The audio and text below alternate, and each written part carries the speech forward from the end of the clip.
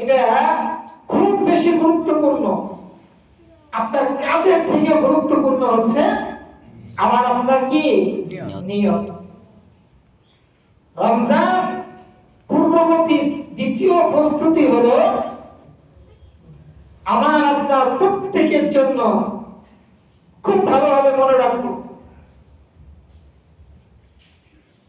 যখন রমজান আসবে এই রমজান আসার পূর্বেই আল্লাহর কাছে বেশি বেশি করে সিনসিয়ারলি, খুব আন্তরিকতার সাথে দোয়া করা। আমরা যারা বলি সম্মিলিত মোনাজাত বৈধ নয়, তারা একাকি করব।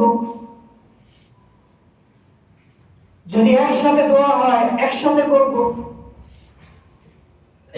অর্থাৎ আল্লাহর কাছে বিশুদ্ধভাবে আমি আপনি কি করব? দোয়া করব।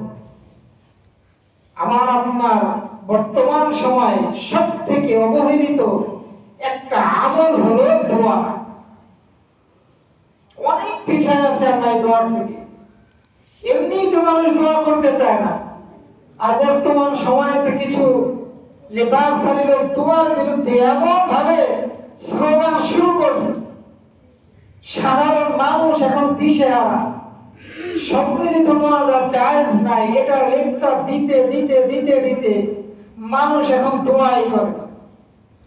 আচ্ছা বলেন।